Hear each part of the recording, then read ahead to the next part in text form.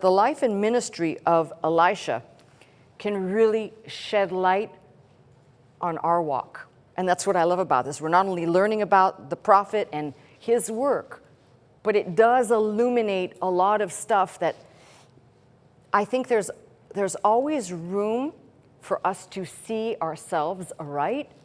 There's always room to acknowledge, goodness, not just room. There must be a place to acknowledge and talk to God about what am I lacking?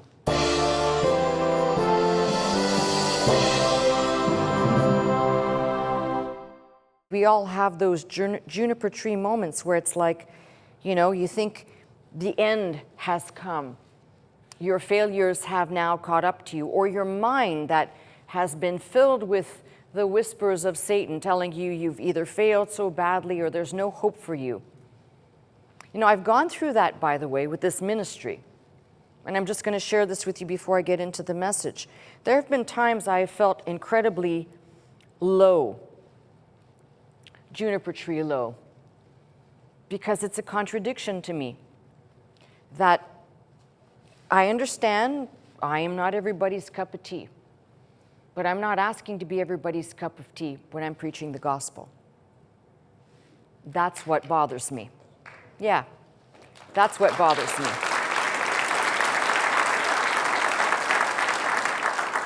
See, that's the problem with modern Christianity, or with people out there floating in the church world.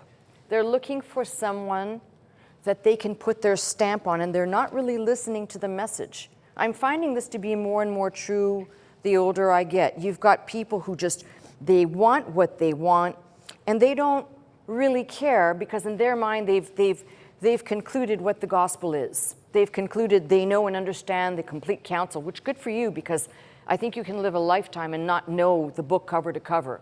I'm the first person to tell you, I don't know the book cover to cover.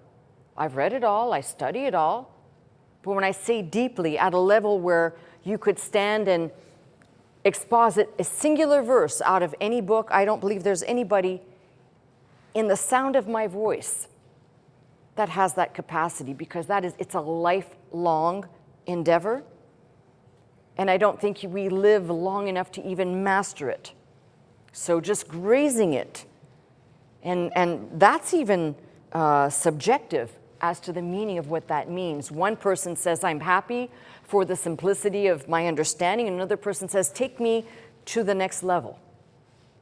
Everybody's at a different place. But you're not looking for a cup of tea. You're looking for the gospel. And that is the problem with a lot of what goes on outside of these walls. So when I say to you, I'll tell you when I have an opinion. Everything I've said thus far is not an opinion. And the matter, this is why it's very touchy for me.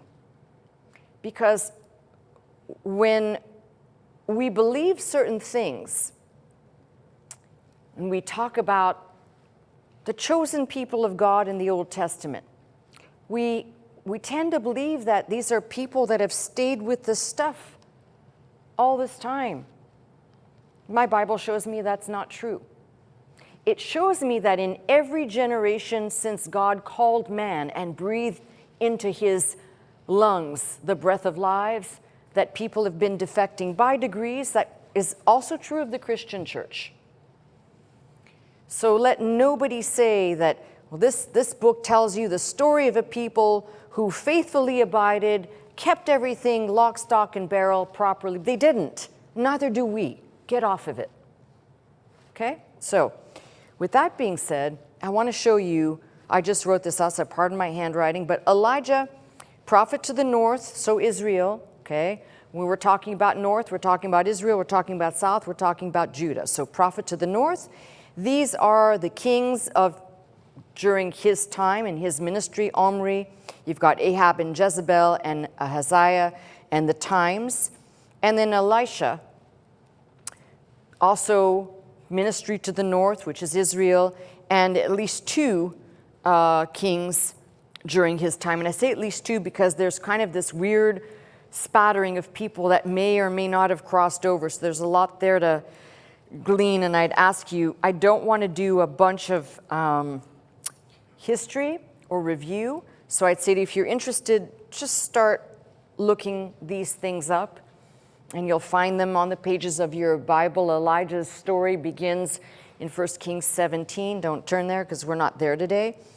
And Elisha kind of continues through 1 Kings and 2 Kings.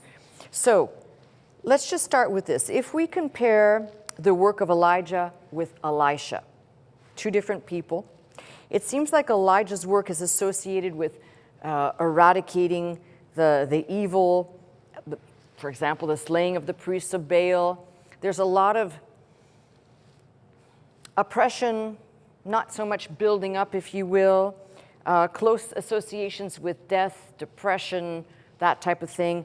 Elisha's ministry is more associated with healing, wholeness, and there's just a whole battery of miracles associated with Elisha's ministry. Not that Elijah didn't perform miracles, he did, but in Elisha's time, it is just like, it seems like every 2 seconds you're reading something he does miraculously, all right? So remember why these miracles occur. And I want to go back to one thing, which interestingly enough, most of you will know what I'm talking about.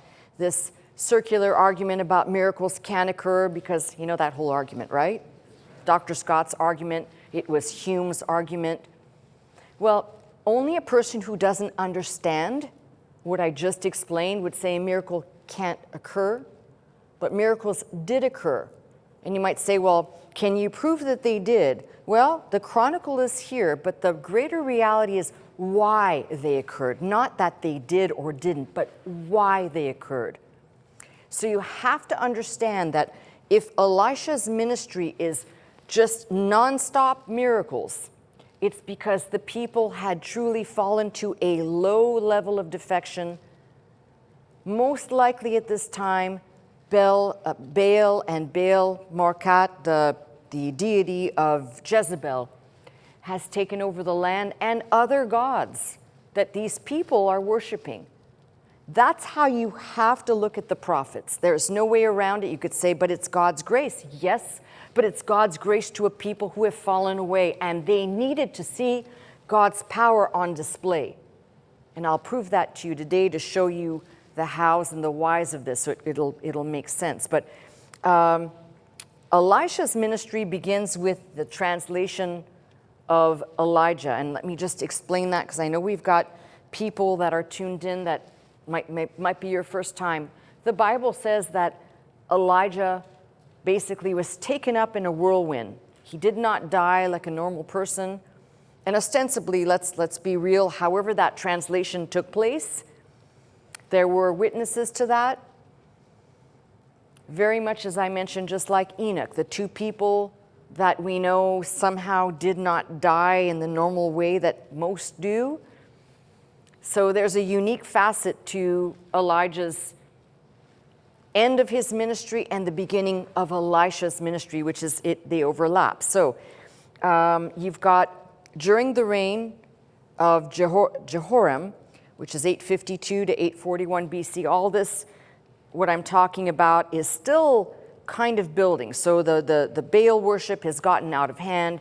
And if you turn to 2 Kings 2, we'll start there. And 2 Kings 2, kind of interesting.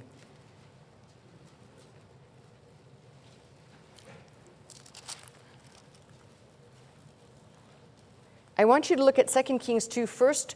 Go to chapter 3 so I can show you. Chapter 3 begins with, now Jehoram the son of Ahab began to reign over Israel and Samaria the 18th year of Jehoshaphat king of Judah, and reigned 12 years. And he wrought evil in the sight of the Lord, but not like his father and like his mother, for he had put away the image of Baal that his father had made. Nevertheless, he cleaved unto the sins of Jeroboam the son of Nebat, which made Israel to sin. He departed not therefrom. Now, what that means is, although the images and groves and everything else of Baal were removed, gone, they're still worshiping Baal. Okay, so just kind of put that in your brain. That's pretty important. Now, I just kind of gave you an idea. So now let me give you there's a little history I want you to kind of get that's behind the scenes. I'm trying to do this in each and every message without doing too much. Some will be more, some will be less. Hopefully today is a little bit less history. If you're interested in the history, please read it for yourself. But there is an event that's going to happen around Elisha's career. It has to do with the king of Moab. The name of the king is Misha. Misha refused to send tribute to the ruling king, Jehoram, at this time. This was tribute that was imposed by the previous king, Omri. So Jehoram asked help of Jehoshaphat from the south. So the king of the north asks the king of the south of Judah for help. So the two armies get together, they'd band together, and they would seek to attack Moab from the south. What's interesting is these forces combine. Kind of interesting how they fought, and then they could get together when it was needed, but then they'd still go back to fighting. They get together, and something really terrible happens. They run out of water. So it was only because of Elisha that these armies were spared. And obviously they gain success over Moab for a time. So this is one time where we can see the prophet intervenes and helps the two kings. There's another military event that occurs between Jehoram and the Arameans of Damascus. So you see at one point the Arameans laid siege to the capital city of Samaria. And this is kind of an interesting thing. The siege brought starvation and sickness. So Elisha is blamed. I like this. He's blamed by Jehoram because he earlier warned that this event was going to take place. And then the prophet basically says, but the people the next day will have food. And what happened is very interesting. There was some type of chaos that occurred. The Syrians fled by night, leaving all of their supplies behind. Miracle. All right. And so the people now have food. So it's always these type of interesting things going on. The last contact was the final conflict for Jehoram. He was wounded. He returned to Jezreel, recovered, but then later died. So there's a lot more to discuss about the historical background. I don't want to camp out there. I want to just give you the breadcrumbs. You might encounter people like Jehu, Jehoahaz, Joash, and I really encourage you to read the history. It is not boring at all. If you're reading it, and you know what I'm talking about, there's some really cool stuff. Just I don't know how anybody could get bored reading this type of history because it's got everything in it. It's got the good, the bad, and of course, the very ugly. So I'm going to leave the historical part behind. You can do that, as I said. But if you recall, God instructed Elijah to do 3 things. And 2 of them were to anoint leaders. The third one was to basically tap Elisha on the shoulder, if you recall. That was in 1 Kings, let's turn there for a second, 1 Kings 19, and I believe it's verse 16. Yeah, so 3 things are told to Elijah. To go and anoint Jehu, the son of Nimshi, to be king over Israel. There was one more there, yeah, before it, basically to anoint Hazael of Damascus, and Elisha, the son of Shaphat of Abel Meholah, shalt thou anoint to be prophet in thy room. And I want you to just focus for a second on that statement, in thy room. The statement goes far beyond just taking the one prophet, taking the other prophet's place or filling his shoes. It goes far beyond that. In thy room would act as we'll call it a defined moment, not just for Elijah to cast his mantle, pass the baton, if you want to put it that way. But there's some deeper things that are going to happen. And if you know the story, you know, but we'll talk about this today as well. So at the close of Elijah's ministry, the question is asked, ask what I shall do for thee before I be taken from thee. That is 2 Kings 2:9. I always like to see things. 2 Kings 2:9. Came to pass when they were gone over that Elijah said unto Elisha, Ask what I shall do for thee before I be taken away from thee. And Elisha said, I pray thee, let a double portion of thy spirit be upon me. So not just casting the mantle and passing the baton, he's asking for a double portion of his spirit to be upon him.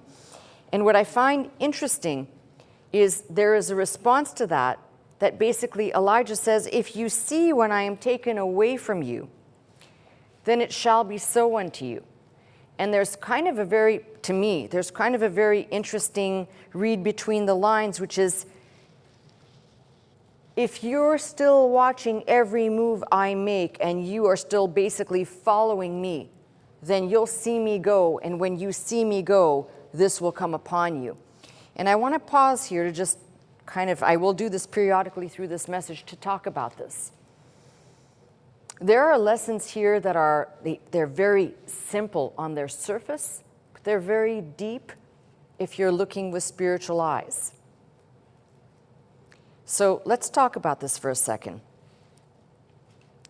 Elijah says to Elisha, if you're watching me when I'm taken up, it'll be so.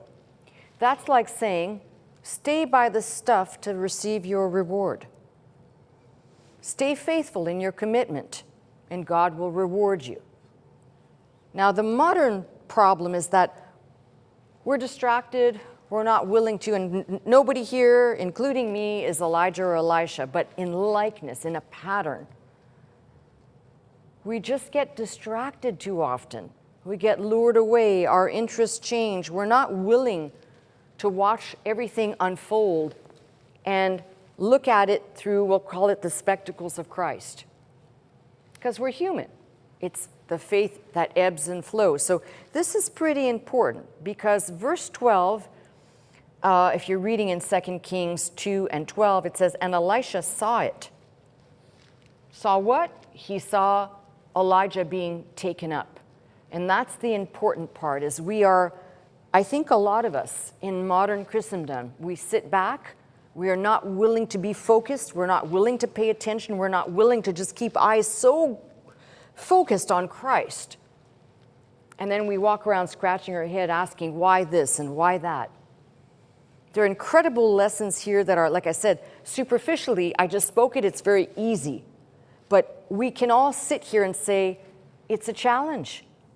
I'm not going to paint Christianity be something that people do, which is it's easy and it's simple. It's not. We live in a world so filled with distractions. Every 2 minutes, your phone is going off. There's something happening around you that can, right when you decide you're going to pray, right when you decide, you know, I need to commit my way. And it's just like that. So the fact that it's just 2, 3 words, and Elisha 4 words, and Elisha saw it, speak volumes of what we can glean in simplicity. Don't get distracted. Okay, so Elisha is someone that's much, we'll call him greater than simply just walking in Elijah's shadow. Not only is he called by God to take Elijah's place, but God will give him great challenges as well as great blessings. Lessons that need to be learned by the prophet and lessons we can glean from as well. So I want to point out, Elisha did not seem as though he was seeking the office. You remember when he was called, basically God instructs Elijah and says, you're going to go anoint him. And when Elijah finds Elisha, he is plowing oxen in a field. And very interestingly, once he places the call upon him, he just says, I want to go say goodbye to my mother and my father, and then I'll follow you. And I want to, again, there's some points here that are very poignant, at least for me as a person that's been in ministry and seen probably too much already. Like, I don't want to see any more, but it is what it is. Elisha was not seeking the office. That, I think, as I mature and as I get older standing in front of you, is getting more and more understood by me as the right attitude for ministry. people seeking the office by any means, I'm not going to say they're not called, but it's highly unlikely if somebody's just, saying, well, this is my call in life, but they're putting it out there. It's one thing to respond to a call quietly. It's another thing to keep putting it out there and keep talking about it. That's called overcompensation for what's not there. So I love the fact that he responded, but it's not as though he was, Elijah came along and Elisha's response is, oh boy, Elijah, I always wanted to be a minister. I always wanted to be a prophet. Oh boy, right? Trust me, now this is coming, there's some personal stuff coming out because I've had this right here from this ministry. And some of you that have been around will know what I'm talking about because it's a long history here. And it's germane to the church. People think this is an easy task, and it's not. It's a tough charge to watch people that you come to love in the Lord do stupid things and actually remove themselves out of God's grace for whatever the reason by the things they say and do that are contrary to what the scripture reveals. So just think on that. But I love the fact that Elisha shows a commitment right from the start. It's not like he was saying, oh, boy, I was waiting for the day that I would be anointed to do this work, but he's ready. And I love the fact that the unfolding of the way he responds. Now, in the New Testament, we've got examples of Jesus calling people and they delay and they say, well, I got to go plow a field and I got to go do this and I got to go do that, right? So I love the fact he just says, I need to go say goodbye to my parents and then I'll follow you, which is basically if you want to go according to the law, to honor thy mother and thy father, that's exactly what he was doing because he could have just picked up and left. So he does not waver. There is no reluctance. And this is the other part that I like. Elijah tells him, go back again. In your own time, search out that passage. It's not really translated that great. Elijah says to Elisha, go back again. It's like he's saying, read between the lines. Are you sure you want to answer this call? Although it's not there in Scripture, I'm telling you, that's what's between the lines. Elijah's basically saying to Elisha, you're Johnny on the spot. Are you sure you want to do this? Why he says, go back again. Better yet, count the cost. I want you to think about this because there's this don't be impulsive kind of, it's between the lines. It's not said, but it's implied. So this happens, by the way, in 2 verses without any color. So I'm filling in the color. And Elisha's receiving and accepting this call meant casting aside his former life and becoming a complete servant, first serving at the feet or at the side of Elijah, and then ultimately being the unique vessel for God. And I think this is very interesting. If you know the story, Elisha basically takes the oxen that he was plowing the field with, cooks it up, makes a meal, celebratory meal. But that marks something. It marks the end of something. And I don't want people to get hung up on this because people tend to read that when I say it marks the end of something.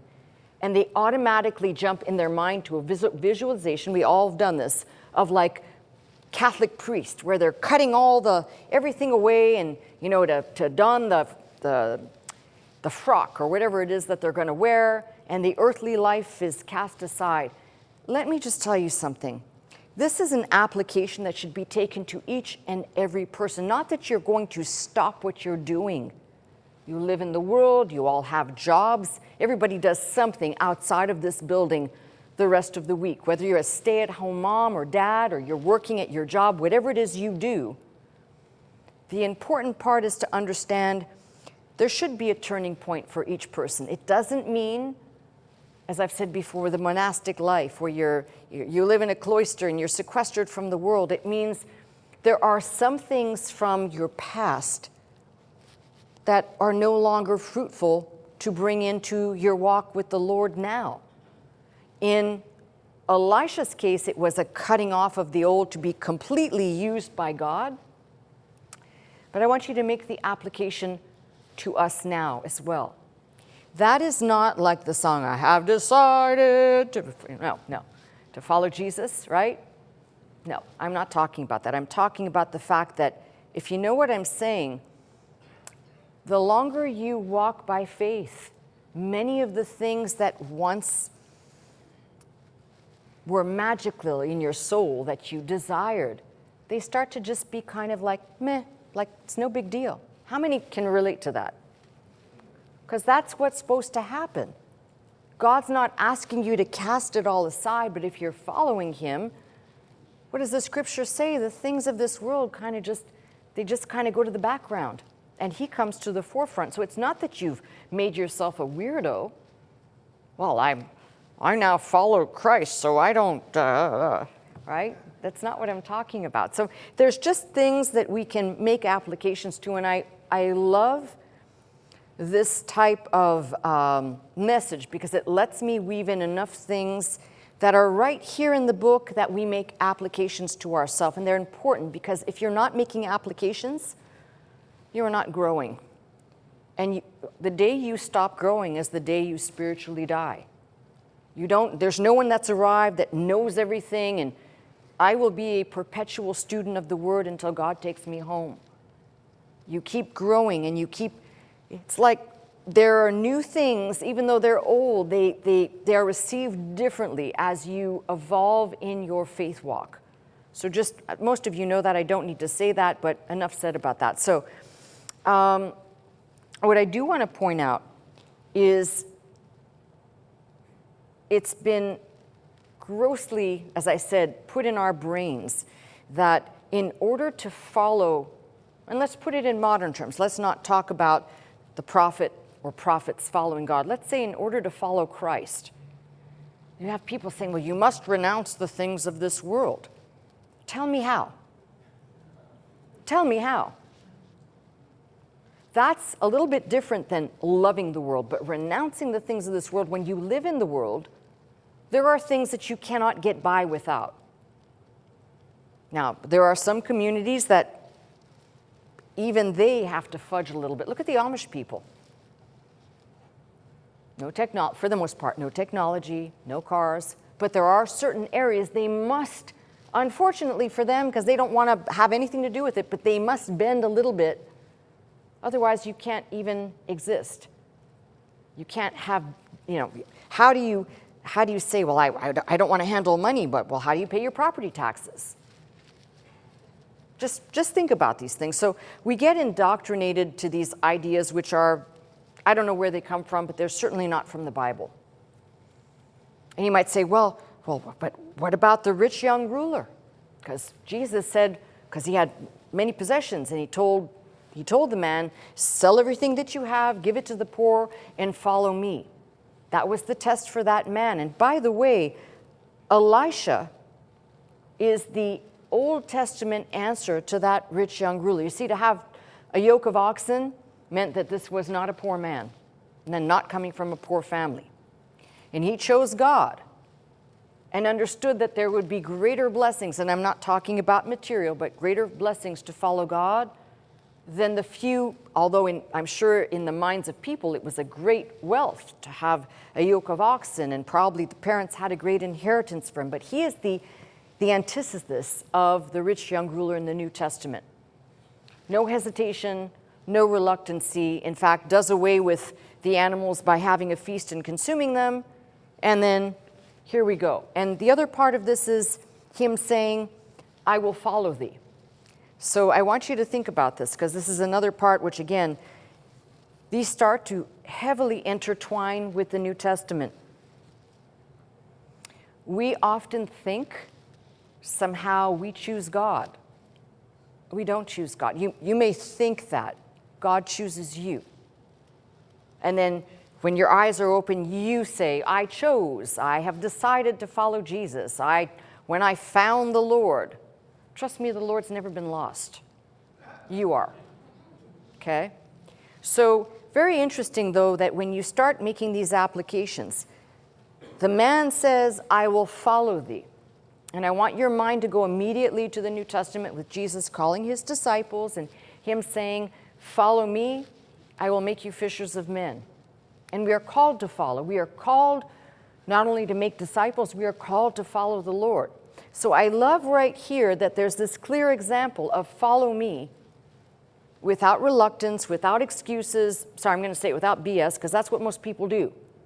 They want to give the excuse of why they can't be all in, and yet they want to be all in for eternity. Explain that to me. Make it make sense. I've said this before, you don't need to come to church to be a Christian. You could sit at home and listen to me teach, but I'm not there to know whether or not you're actually listening, or if you got me in the background like muzak, like elevator sounds, while you're washing your dishes or, I don't know, petting the dog.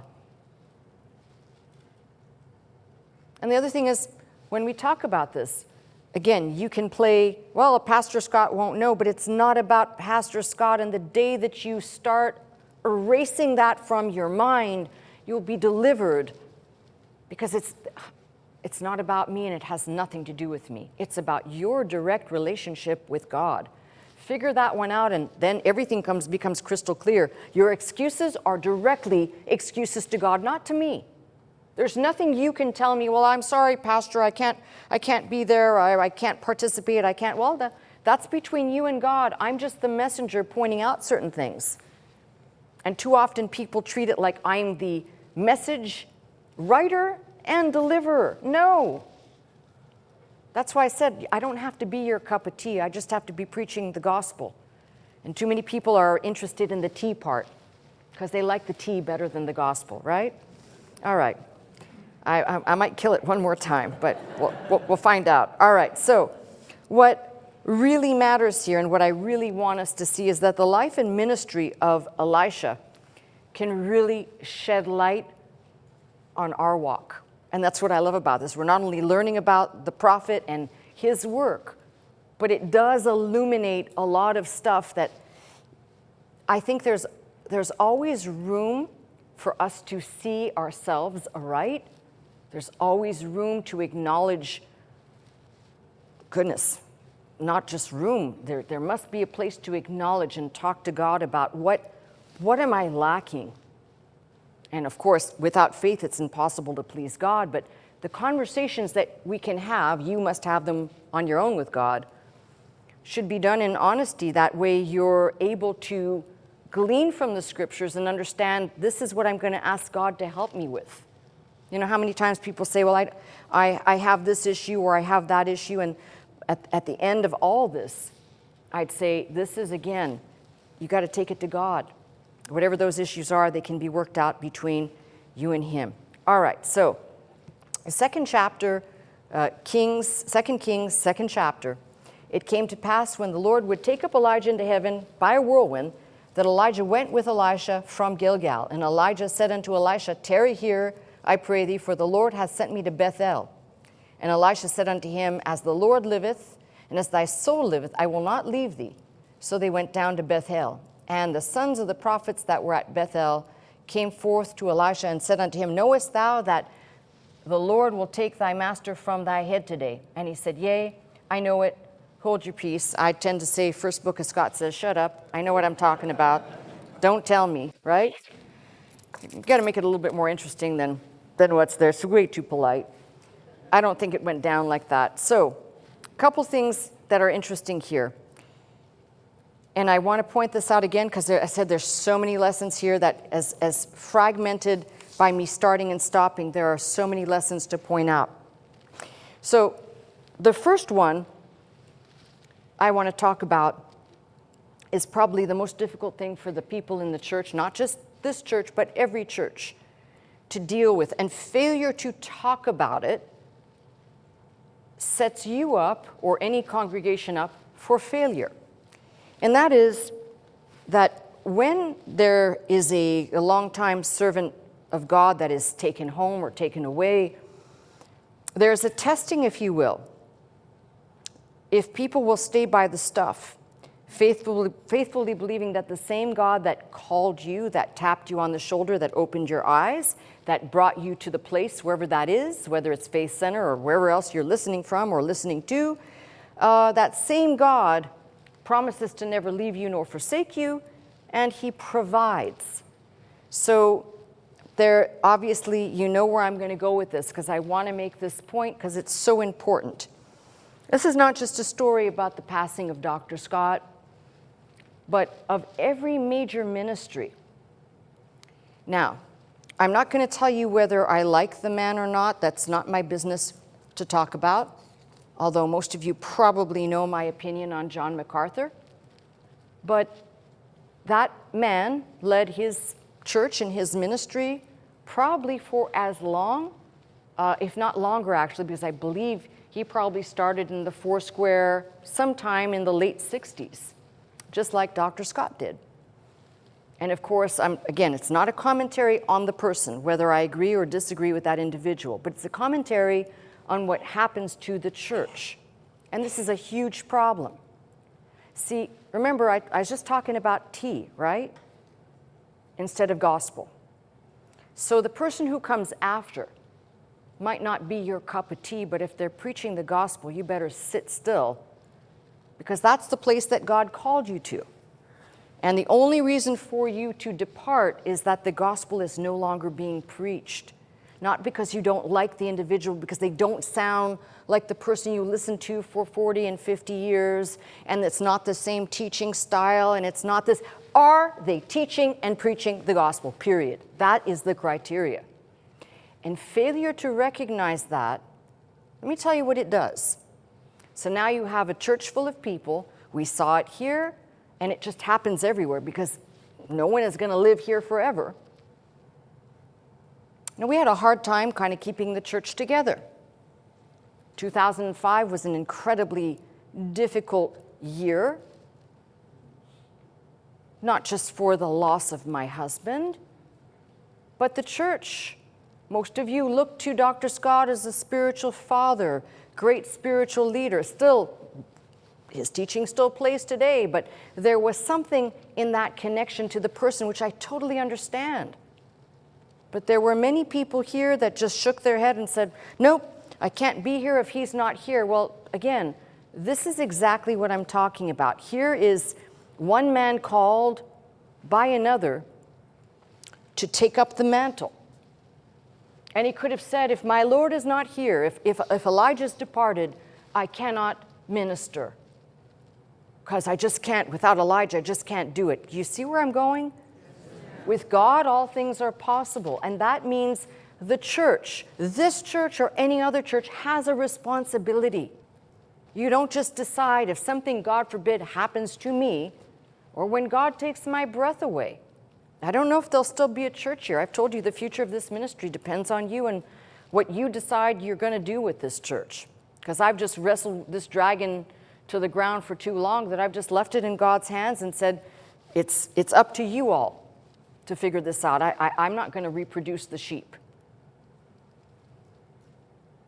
The point is to understand that just because the leader is taken away, there's an even greater duty to pray for the person that steps into the pulpit, not for them to be the replication and the duplicate of the person that was there before. That will not happen. But that God enables them and empowers them to be able to speak and preach and teach boldly. It will be different, but it will be the same. Does that make sense? I can't say that enough, not just for this church, for every church. I will say this one thing in favor of the Catholic Church. Oh, wow, that's a surprise. They have this down to a science, actually.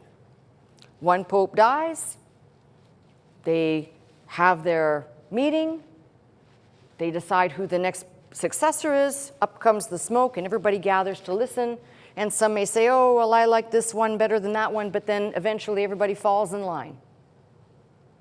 Very unfortunate, and I say that, very unfortunate, because that's some interesting form of commitment, but it's also, again, well, I'm going to leave that one alone. But you get the point. Yeah, that's too much for me to even go down the rabbit hole with. But so you get the idea, though. So the fact that Elijah says to Elisha, tarry here, it's very possible, and I've thought about this because it's not explained, it's very possible that Elijah wanted to spare Elisha the pain in that moment. Like, I imagine being that close to Elijah when he's being taken up. No, Master, don't go, don't leave me here. So he says, tarry here.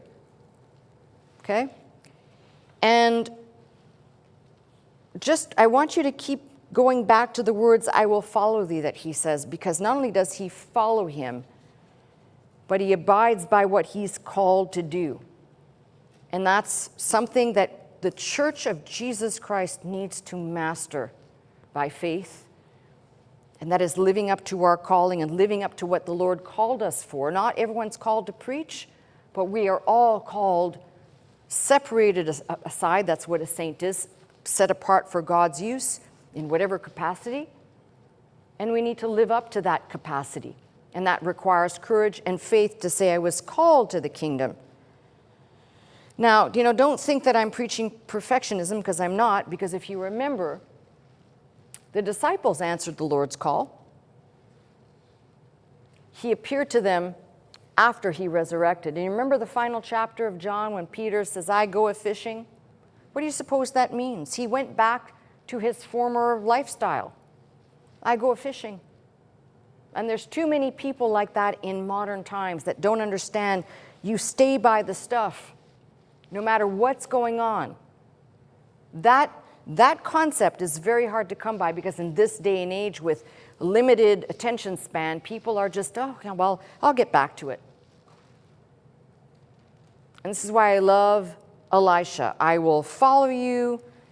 It's like saying, I'm focused. I will not leave thee. In fact, that second verse where he says, Elisha said unto him, as the Lord liveth, as thy soul liveth, I will not leave thee. So they went down to Bethel. And there's an important statement about Bethel that will become important towards the close of this message. But what I want to point out here is that it says basically that the sons of the prophets came out, that were at Bethel. They came out and they basically tell Elisha that Elijah's going to be taken. And I think, I'm not sure, but I think based on what comes after this, that was done basically more not to say, hey, we know something you don't, but almost to discourage him, because you'll find out later something else happens out of this same group out of Bethel to Elisha. So it might be that they were just kind of messing with him. Maybe they were saying, we know something you don't. I don't know. But what's interesting here is there's always going to be people, even here in the body of Christ, that are going to be the know-it-alls to tell you, I told you so when I knew this. And, they're the people that you just want to take your Bible and beat them over the head with, right? Because it's like, really? If I wanted to hear from a parrot, I'd go talk to the bird, not you. But, yeah.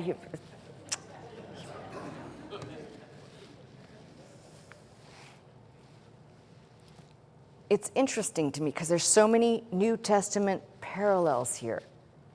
So what do you think the purpose for them coming out and telling Elisha, your master's going to be taken away from you today? And just his answer by saying, yeah, I know it. And I said, I don't think it happened like that. I think it was more like put a lemon in it or something. I don't know, okay? He didn't need to know that. He's already aware something's going to happen, right? And I think a little bit, go to the New Testament. Do you remember the passage when you've got the two disciples walking and Christ comes up beside them and they don't know it's Christ? And they're kind of saying, you must be new here, because if you were from here, you'd know what happened. But remember, they're walking and they're talking about the Lord, but they're not talking about the Lord in reality. They're just talking about the Lord until it says that they broke bread together and then their eyes were open and they knew who he was and he disappears, right? That state of talking about the Lord is where most of the church is, instead of eyes wide open with the reality check of I'm walking with the Lord, not in fantasy land. So I just want to put that out there. That's why I love these parallels. They are, to me, they're super great. And the other side of this is Elisha asking Elijah for a double portion of his spirit. Why do I love this? Because again, New Testament parallel. Remember what Christ said to the disciples in the book of John, I must go away so that the Comforter can come. And when the Comforter comes, he will guide you in all things. So it's not like God said, okay, I'm going to take my son out of the equation. I'm going to leave you as orphans, and you'll have no guidance, and you'll have no recollection. I will bring my Spirit upon you. And that's what unfolds in the book of Acts to tell us that God did not abandon or forsake, just like he didn't abandon or forsake Elisha. And he hasn't abandoned or forsaken us. You know, when people say, well, does the Spirit of God still work in the same way in this day and age? What do you think? God took somebody like me who wasn't part of the church.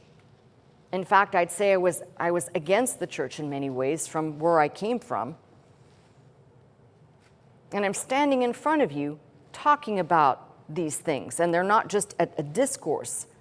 It's the living word being preached. So I think this is really kind of one of those things you can make all these parallels to. But all right, so I want to fast forward to something because it bears explaining.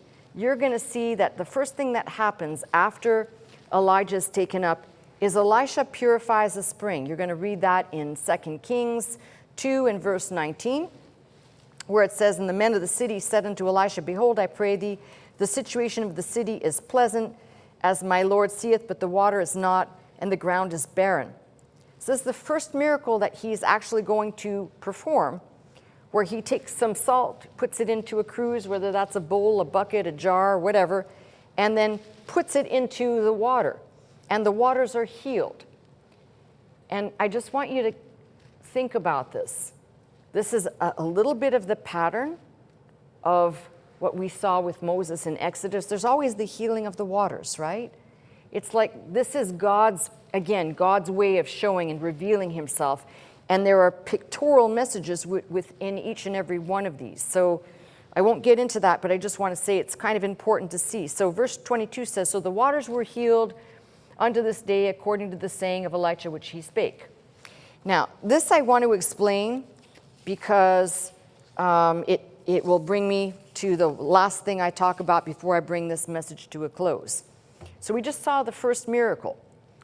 But the second thing that happens, people have been very critical about this. So I want to point something out to you that happens just in these three verses, 23, 24, and 25, 2 Kings 2. So it says, and he went up thence unto Bethel. What does Bethel mean? House of God, that's right. And he was going up by the way and came forth. It says little children. That is not a right translation. That's what the King James says. The Hebrew word is ne'arim, which could be young men or young men old enough to have been given lessons and instruction on God. Okay? These are not little children. Sorry. That's not a right saying. So you can cross that out right somewhere in your margin. These would have to be more like teenage to young adult. And they mocked him, saying, go up, thou bald head. Go up, thou bald head. It's interesting. Okay, go get out of here, baldy. All right. He turned back, looked on them, and cursed them in the name of the Lord. Now, I've had people tell me this over the years. What a strange behavior from the prophet. Well, it's even more strange is that he cursed them in the name of the Lord, and there came forth 2 she-bears out of the wood, and tore 42 children of them, tore them apart. Wait a minute. I want you to listen, though, because there's something that needs to be explained. So, do you remember I told you the sons of the prophets that came out? The sons of the prophets that came out and told Elisha, your master's going to be taken away, and they came up from Bethel, and that's supposed to be the epicenter, house of God. So these young people come out and they're mocking him and telling him to basically, get out of here, baldy, right? So they have no respect for this vessel of God. I think the bigger thing that needs to be understood is that these, we'll call them young men, had to have some understanding of who this individual was.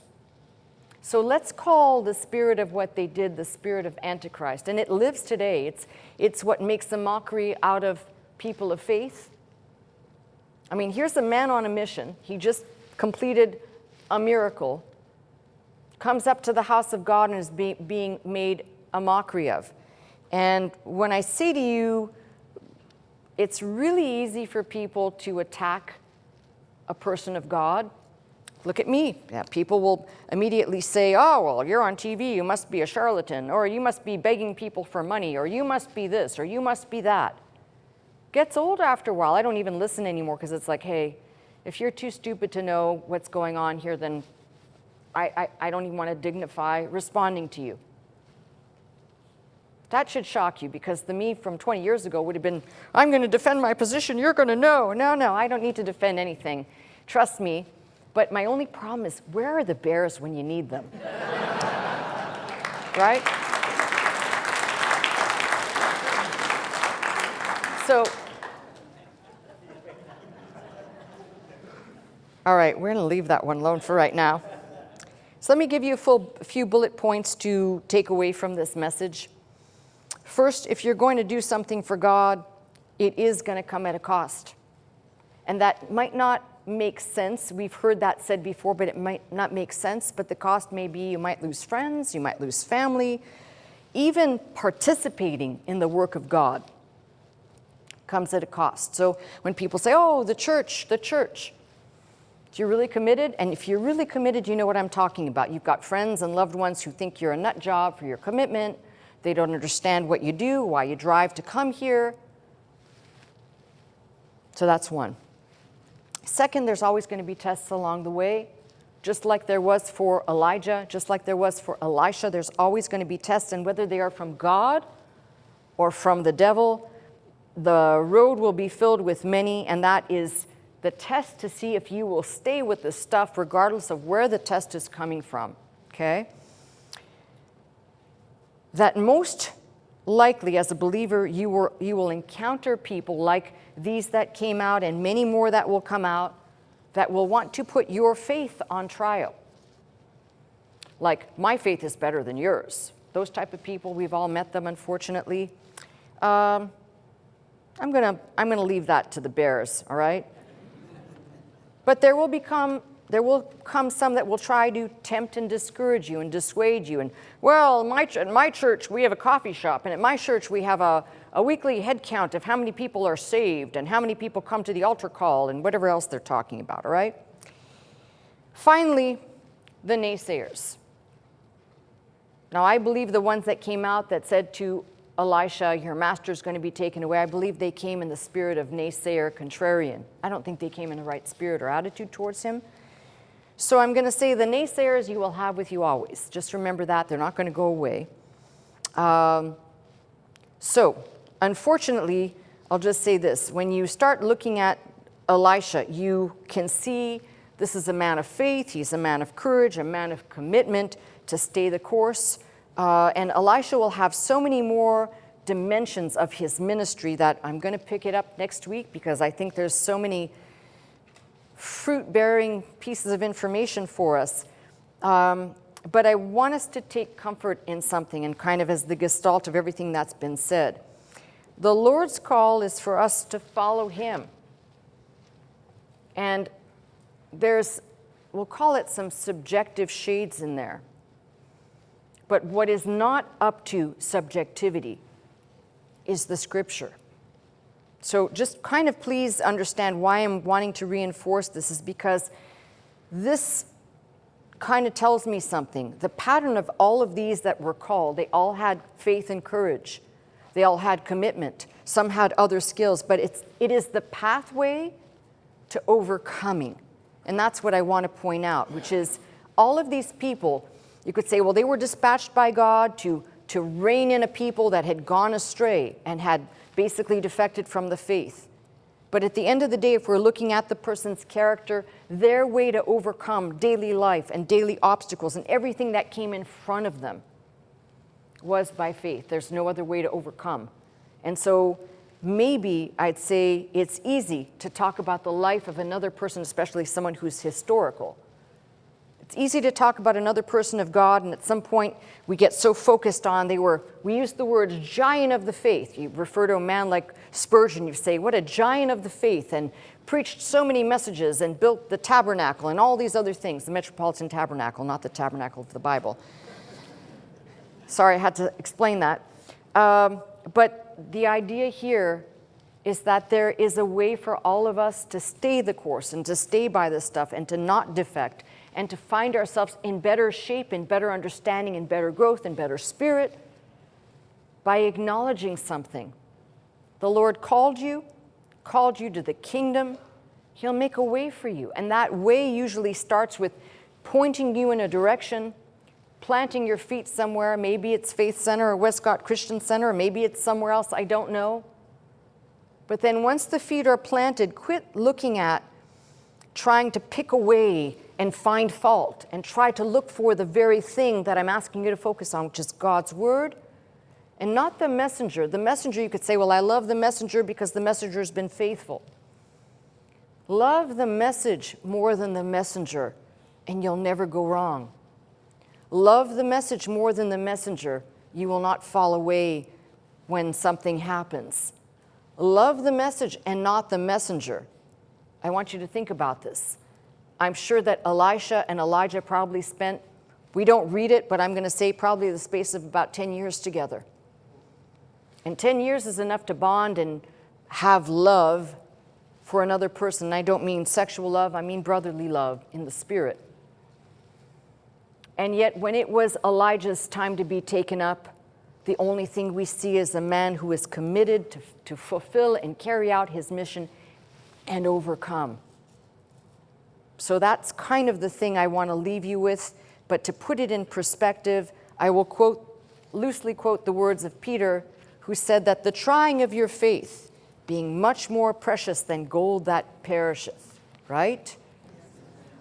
And that's the point of this, to say God is not ever going to call you and say, be perfect and walk exactly this way, but rather your faith is going to be tried. You're going to go through testings, just like the prophets, just like Elijah and Elisha.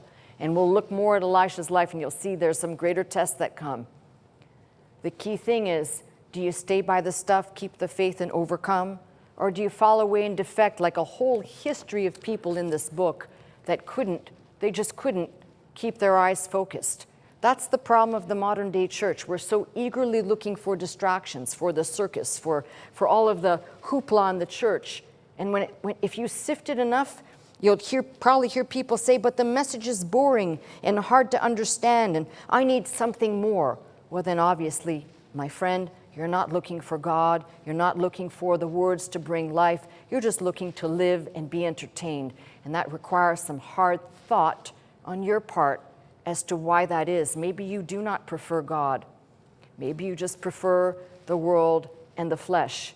That's something for you to think about. But for all those people out there that know they've been sifted and you're still here, keep going. God's given you the power to overcome, much like the Elijahs and the Elishas of the Bible. Stay by the stuff. It'll be worth it. That's my message. You've been watching me, Pastor Melissa Scott, live from Glendale, California at Faith Center. If you would like to attend the service with us Sunday morning at 11 a.m., simply call 1-800-338-3030 to receive your pass. If you'd like more teaching and you'd like to go straight to our website, the address is www.pastormelissascott.com.